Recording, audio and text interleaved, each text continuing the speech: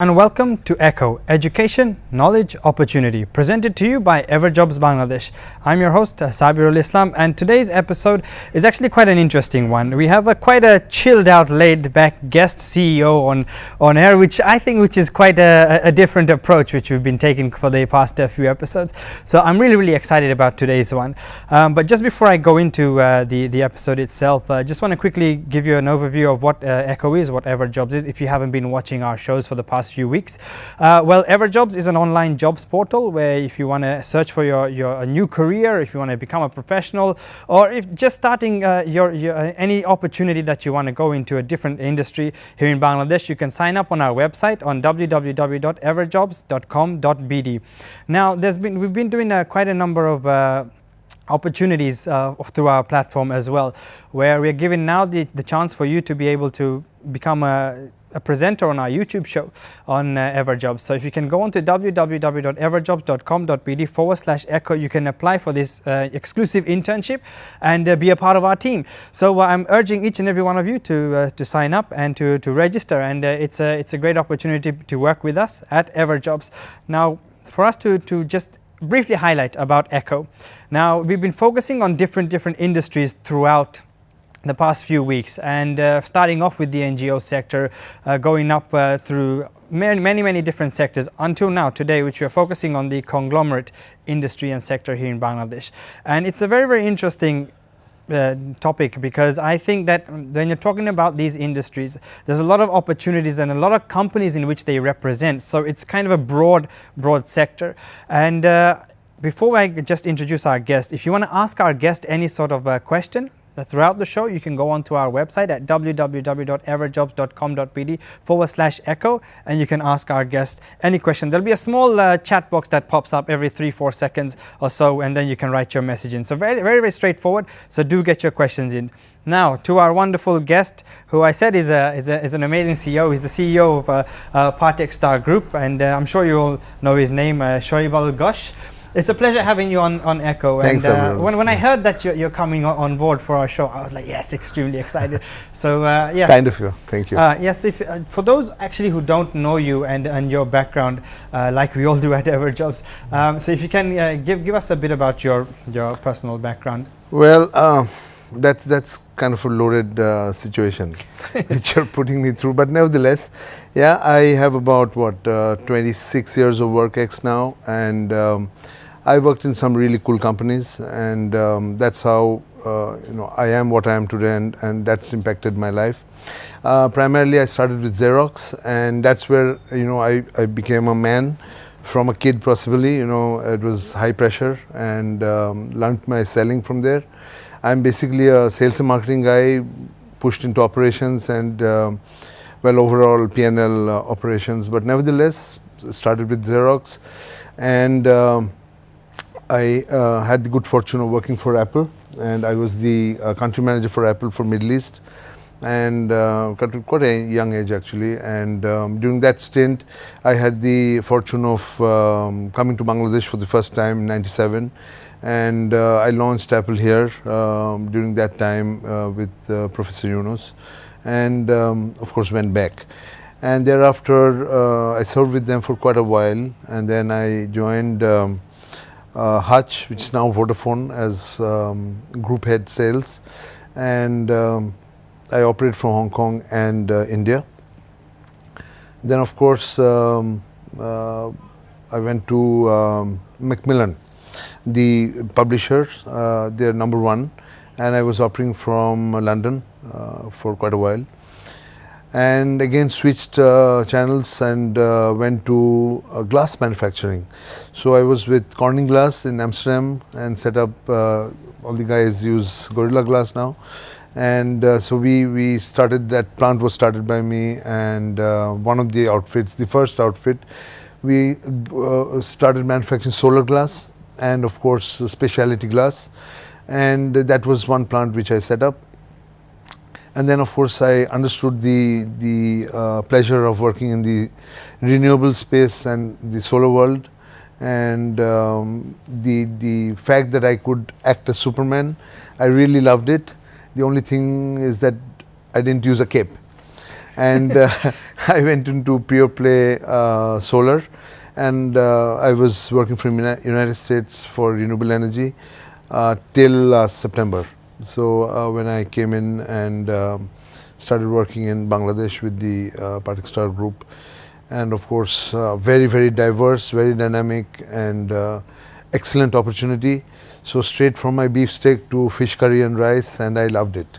So this is like a complete transformation, absolutely. like from one step to another, which I'm trying to see how they combine. It doesn't. So this is where I find it absolutely amazing that we're trying to get some individuals to focus on a career, go down a specific route, which they're really passionate about. Yes. But you've been jumping from A to B, going from Yes. Z to X, and just really just going out there. Correct. Yes. So why would that be? That's a challenge which I took myself. You know, the first guiding light was that, you know, if you get into a senior position in a blue chip corporate, I don't join a similar company and take the expertise with me. I get myself a real new challenge and build my competence over there afresh. So the intellectual property rights just end with that stint, and it's a big learning. So, you know, I'm still a student and I love to learn every day. You know, I try to learn everything every day, or something every day, and put a red flag, you know, so I love that part. And all these assignments have been at a very senior position, you know. So I mean, starting from country manager to vice president with Macmillan, I was one of the few, I think the only two non-British to be a vice president in Macmillan. And then of course with Hutch, I was the group head sales and president international business and head of marketing for the last two, where I was looking after the entire global operations with 4 CEOs reporting to me in one and 5 CEOs reporting to me in the other. It's very difficult, you know, to shift at that place, you know, at that point in time. And so you have to challenge yourself primarily. And that is what I absolutely love. And that keeps me going. And I don't kind of drink. I have wine sometimes. I don't smoke, don't gamble. You know, my work is my worship and passion. And that gives me the rush. So that's what I've been doing. So, you know, I love every day of my professional assignment. You know, guys, I absolutely love the spirit that comes from a CEO just sitting right in front of me like that, because it doesn't necessarily have to mean that you are just an individual with one dream, one ambition, one goal in life. You can have multiples, which and one of the key learning factors that I've got out from this is the fact that you can try a career, and if it's not going well, or even if it is going well, you can have a different challenge, and it's not necessarily restricting you from going out and doing things. So, and there's a very funny comment you made about to become a man, you need to work as you worked at Xerox. Yes. So, would you say that's the same for everybody? That why would you say you became a man at that point? What was it? You know, I was a young kid, and you know, starting out after my B school stint, and my father was the executive director of AkzoNobel, the guys who give the Nobel Prize. So I'm the only child. So he said that, you know, if you have to succeed in life, follow your passion, follow your heart, and excellence is the only way to achieve anything. I mean, if you clean your car, clean it with excellence. So, you know, what happened was that when I started out with Xerox, I had no clue how tough corporate life can be. And sales and marketing at Xerox was really, really tough. And you know, all the assignments which I've done, it sounds pretty okay under the circumstances in today's date. When I'm talking about Xerox in 1988, people didn't realize the technology, what it was. At that time, there was only photostat, okay? And we started a photocopying machine, and nobody could understand that why on earth should I spend so much money to buy expensive machine when I can do the same thing for peanuts, okay? Then we started the fax machine, okay? Today it's obsolete. At that time we launched it, okay? When you look at Apple, you know, the information superhighway was launched when I was there, okay? Today all the kids, you know, they're kind of emailing, you know, Facebooking, socially networking. During my time, I sent an email and I took a printout and couriered it as well, because I didn't know, I didn't have the confidence that the mail would actually reach the recipient. Okay, and then of course, I started with telecom. Okay, where nobody actually believed that a phone could work without a wire. Okay, and at that point in time, heading sales was amazingly challenging. Okay, then of course the fun part was publishing, because I love to read, and learning publishing in the press was so nice. I love the smell of books, and the peak in my career at that point was when I rejected Harry Potter. Okay, and that was terrible. Okay, but nevertheless we did a case study, and I saved my job. But nevertheless, that was quite an experience. And of course, then getting to renewable energy, some solar cells pasted between or sandwiched between glass and some components, giving stable electricity. Nobody believes it. So every assignment has been a challenge. And then you have to run with the times, and it just grows you as to what is your character and how strongly can you stand up and really deliver, importantly to yourself. So you're challenging yourself, and that is, I feel, the key to success. So the message I think that's coming out from here is the fact that there are certain times, certain things happen, and you really have to adapt yourself to these situations and scenarios with the time that you're currently present. And something you want to do right now may not be efficient or may not work in 2-3 years' time. So you kind of have to really change yourself or build yourself in that sort of character to be able to achieve these. Now, if you're wishing to have to start your own career, or to chop and change different careers, try something new, or even push yourself through a challenge, you can go onto our website at www.everjobs.com.bd. Very, very straightforward to register on our site, and we'll even guide you and help you as much as possible to get your CV done correctly, so that when the employers are reading and going through your CV, that you are a top-notch candidate for the job opportunity that's on our site. So now let's go into the recruitment process. There's a question which I'd like to ask. It's regarding with the conglomerate sector. Is it the recruitment process, is it different for separate ventures that you have? See, I think a little differently most of the time. I don't segregate between a document and the human capital. Okay, we receive quite a few CVs at all times for any job post. What I do is I do take time out to meet as many candidates as possible. Okay, I don't have much time, but the process is such that we do meet candidates. We do not kind of try and reject them on the basis unless it's a no fit. Okay, on just the basis of the CV.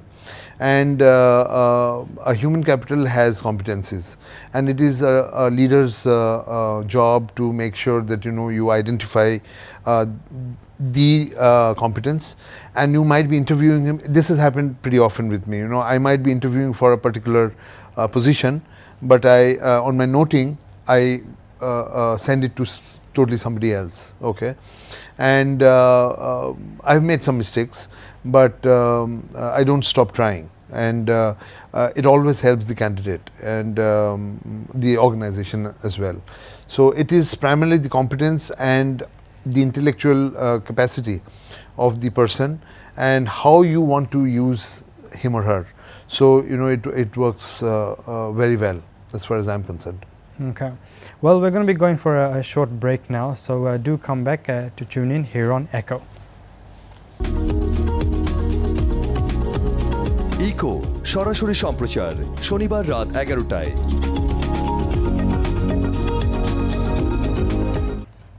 Hello and welcome back to ekO, Education, Knowledge, Opportunity, presented by Everjobs Bangladesh. Now we've been just discussing with our wonderful guest Shaibal Ghosh, who is the CEO of Partex Group here in Bangladesh. So it's been quite actually an astounding talk for the past 10, 15 minutes or so. I just want to quickly introduce our wonderful audience from North-South University. We actually had students from North-South University before, and they were absolutely amazing, and that they wanted to come back, so we said, hey, we just opened the floor up to them once again.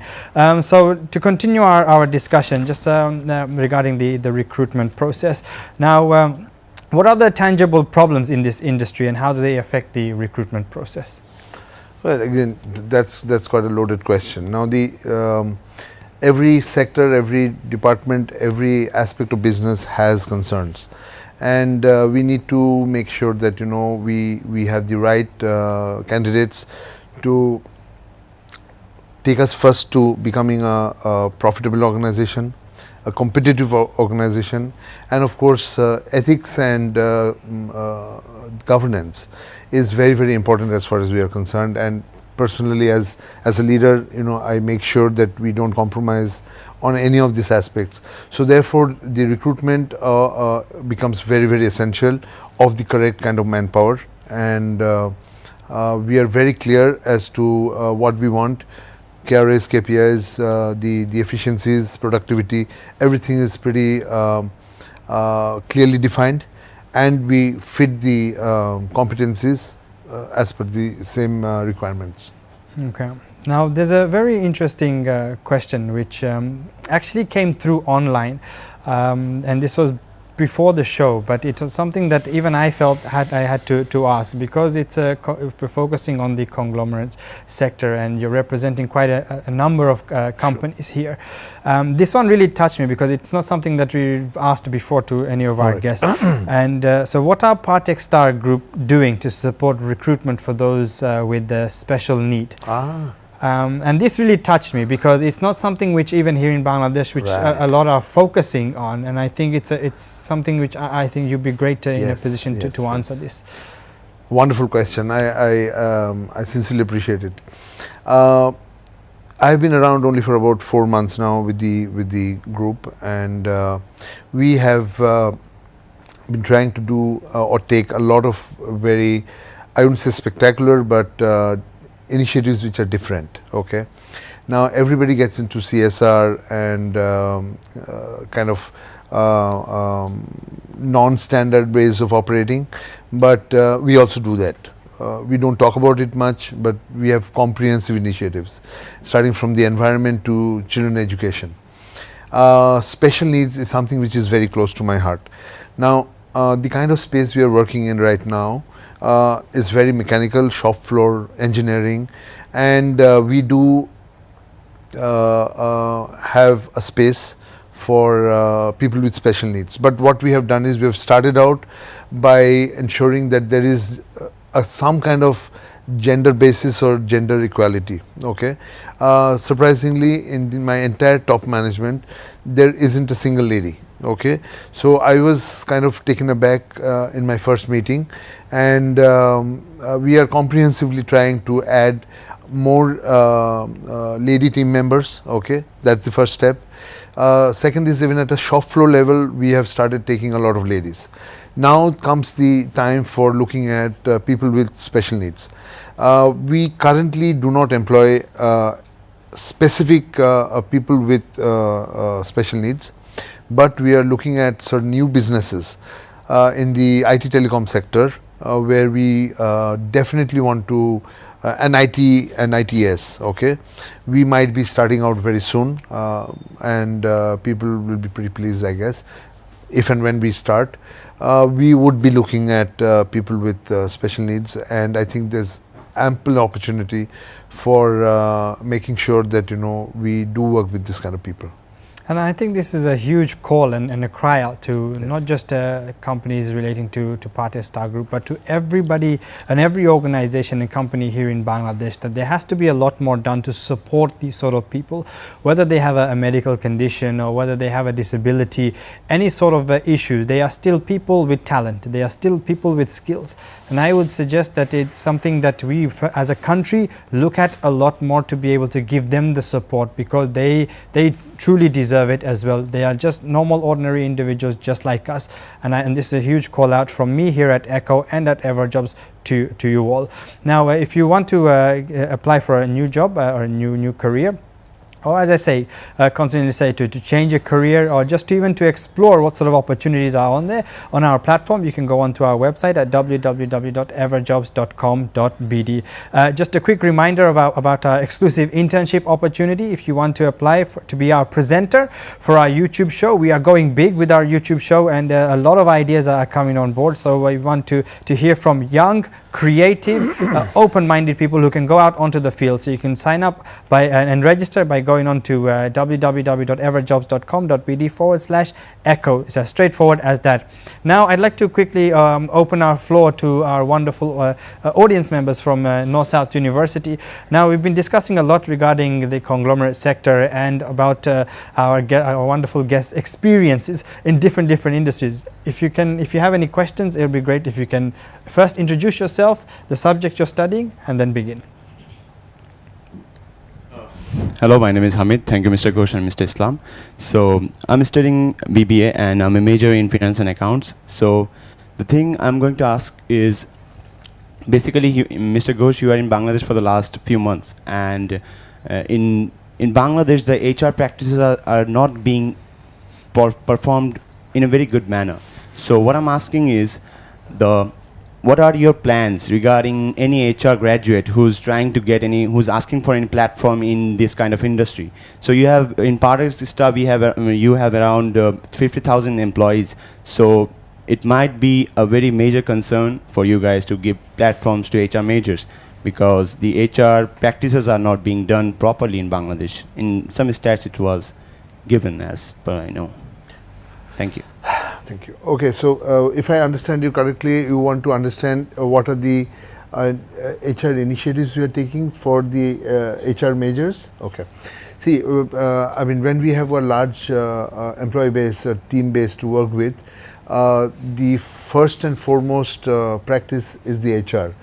You might have everything, the best technology, best facility, best infrastructure, maximum money. If you don't have human capital, you have nothing. Okay, and there's no way that we will overlook. There's no way. I mean, you don't exist if you do. Therefore, we have got very strong HR practices, and the important aspect is that when we have so many team members, you don't get to hear too many people who are not very satisfied within the organization. So we take care of our people, and interestingly, we have people working with us for 30-35 years. We just retired a person who has worked with us for 54 years. Okay, and he was working beyond his age, and we made sure that he stays there. And on the last day of his office, I went down to the factory myself, and I made sure that I was with him, had lunch with him, took a picture, and he's old gentleman, and wonderful experience. We are very clear that we have to take care of our people, and there is no way we are going to compromise on that. And of course, there are various initiatives we keep taking. Our appraisals, our recruitment policies, our gradations are all very well organized. Of course, internally we are introducing a lot of initiatives so that our employees are happier. So the happiness quotient is increasing, and we have to make sure that people want to stay. They don't, they focus on what they're planning to do, what they're assigned to do, what their task is, and not look at another change. We want people to stay with us for long term, and ensure that Facebook can be done from home, not from office. And of course, attrition levels are very much under control, and it will be a preferred workplace. So we want more and more kids and qualified, and the kind of person we are looking for to join up and work with us long term. So there is enough scope for HR and HR majors. In fact, we have just taken a lot of MTs, and I think we have taken 3 or 4 of them just in HR. Thanks. Thank you. Who's next? Hello, I'm Muntasir from North-South University, and I'm studying computer science. I would like to know, you've mentioned that you're entering the IT industry, right? We might Are you be. planning to start with e-commerce, as in the marketing side, or software development? Well, very good question, very close to my heart. E-commerce, if you look at international e-commerce websites, you have domestic e-commerce sites, but I mean, if you want to buy something from, say, Amazon, eBay, or Flipkart, Alibaba, I don't think you can currently. It is something which is I'm trying to develop every day, and I think strategically I will not talk about it too much, but the initiatives are on, and we would like to make sure that we do something about it. And I don't want any of the. There, I think 73% of the population is youth, right? In Bangladesh, it's pretty high. I mean, my figure might be a little off the whack, but they are everybody's young and energetic, educated, good guys like you. So we don't want you guys to compromise on anything from the international space, and we are a global village in any case, and we are one world. So I don't like political divides, and you should be able to open up and talk and work and do whatever you feel like across the board, and even if there are small caps, you should be able to get there. So yes, IT is the only way to reach out, and I think we will be able to. So all luck to you. Okay, we'll be continuing this question and answer session just after the break. So do tune in right back here on ekO. Echo সরাসরি সম্প্রচার শনিবার রাত 11টায়। Hello and welcome back to ekO, Education, Knowledge, Opportunity, presented by Everjobs Bangladesh. We've been interviewing our wonderful guest, Shaibal Ghosh, who's the CEO of Partex Group. And we've been having I'd like to continue our Q&A session with our wonderful audience from North South University. So if you can continue once again, who's up with the next question? Hello, sir. I'm Qasim Morsalin Rahman. I'm majoring in finance and marketing. So I have this question. It's a very long question. We have the saying that leaders are born, not made. But now people say that leadership can be learned. So from your past experience, we can clearly say that you are a great leader. Do you give opportunities to fresh graduates to be with you, to learn to how to be a good leader? Wonderful question. I absolutely love the question. Thank you. I consider if you are meant to be a leader, or you're seen as a leader, you have to give rise to new leadership. I've seen that people are very closed about the idea that if you have competent people in your team, they might overtake you, and they hang on to their chairs. That is something I've seen quite a few times in my life. But nevertheless, I definitely want to and do give opportunities across the board. It's a team. You take everybody together and make sure that you reach your desired goals and get your tasks done. And in the process, make sure that you give rise to proper leadership and empower them, and make sure that you give them the confidence to deliver. All of us make mistakes, so it is the confidence of the team to salvage the situation and get plan A, B, C, D, and get to the end of the task. As simple as that. So yes, I'd love to make more and more leaders, and make sure that they all succeed. The enemy is outside, not within.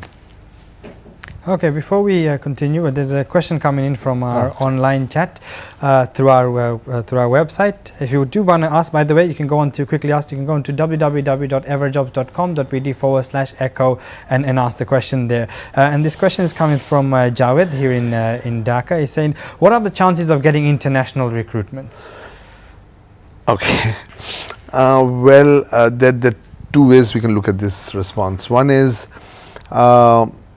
we have a lot of operations which is international. So people can work for us if they are qualified or experienced enough, and look at international operations.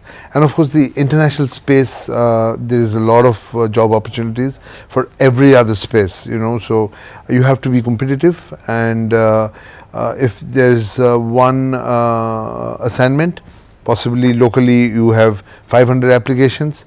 If you're competing internationally, for every opportunity there'll be 5,000 people applying or more. So you have to be that good. So if you are, sky's the limit. So there you go, Javed. You've got your answer, and I think there was another question coming in from our audience. Yeah. Okay. Assalamu alaikum. Welcome, sir. I'm Aisha Maliha Khan. My major is in marketing. Wonderful. Okay. My question is like Partex stars. How do they help the underprivileged people? Like, do they help?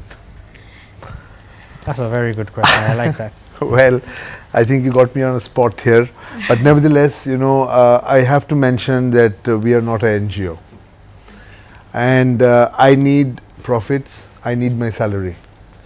Therefore, yes, we do a lot of work for the underprivileged. It's our duty, and it's our pleasure and our blessing that we are able to help people who are needy and stand by them. We call them CSR activities, okay, but nevertheless there are many things which we do beyond the perspective of CSR, and we don't talk about it too much because I think the sanctity of whatever we are doing is lost if it's advertised that we are doing this and that and all those things. So if you want to do something, go ahead and do it, don't talk about it, as simple as that. Thank you. Well, we have another question coming in from our online chat, and this is from Ovi. Ovi from, once again, here in Dhaka. He says, what kind of candidates are mostly given the highest preference? Okay, interesting question. It has to be the proper fit. You know, for every assignment, we have the proper KRA KPI settings, and we know exactly what is the deliverables for that assignment. And therefore, when we recruit, we make sure that the candidate has the proper competencies and the intellectual capabilities to deliver. And there are some where you need a lot of nerve, and if you're working with the boiler or a really cool guy, you know, who's working with our Oracle ERP. Okay, so it depends on what is your assignment, and of course, if somebody is working with marketing, has to be a really creative guy, and therefore, for every assignment, the priorities are as per the requirements of the job, as simple as that. Now, you've been here in Bangladesh now for a few months, Sure. as you say. So, in these few months, what would you say you've seen as potential, and what would you say you've seen as something that needs to improve on for the people of Bangladesh in general, just from your initial experience? Because I think that's something that really helps the people generally understand from a foreign perspective. Wonderful question. I see Bangladesh to have amazing potential. See, you know, I'm from Calcutta, okay? And I've worked abroad since '97. When I come back to Dhaka, I'm a Bengali at the end of the day. So, you know, I am working with fellow Bengalis. So I absolutely love it. That is the biggest advantage, number one. Number two is, if you look at the geographical significance of the location, it is absolutely amazing. So there is a lot of strategy working here. You're right in between India and China, Southeast Asia, and there is a lot happening in this territory right now. The rate at which the stability of the currency, the GDP growth, the per capita income, everything is stable. The working environment is beautiful. There are certain incidents once in a while, but believe me, I mean, in Boston, possibly, you know, or you know, some American city, more guys get killed in a day than entire year in Bangladesh. So there's no point in talking about security or anything. Everything's good. It's the people are very friendly. They are all educated, and of course, the guiding light of the country is the youth. Once you have when you have a young country, you can achieve anything. Now, I have great faith and fortitude as far as the students are concerned, and I think the future of a country is built by them. And therefore, as much I would request each and every person in power to make sure that the children get the proper education, proper exposure, and proper opportunity to express themselves, and not to inhibit them with anything, and give them the confidence to make sure that if they want to talk about something, they can talk about it. If they want to do something, they should be given incubation to make sure that they can deliver on what they are talking about to themselves. So I think that if that traction comes in, there is no looking back for this geography, and I think economic growth will be stupendous. And I think there is a lot of work which is being done, and the atmosphere, the infrastructure, and the initiatives which are being taken under the light of the leadership and the governance which is here, I think there's a lot that can be achieved. So I think there's a prime focus that we need to support our young people, to support our youth, to be able to make this country rise, and because they are our future, and they are the ones who will lead on the future generations. So once again, if you do wish to, I would encourage you all to go and register on our website at www.everjobs.com.bd to apply for multiple jobs in different industries, which it can be the conglomerate sector, it can be the banking sector, or any sort of industry you wish to apply for. We have it all on Everjobs. So thank you for watching our show here on ekO, and next week we'll be focusing on the telco industry. So we'd love to see you again next week here on ekO.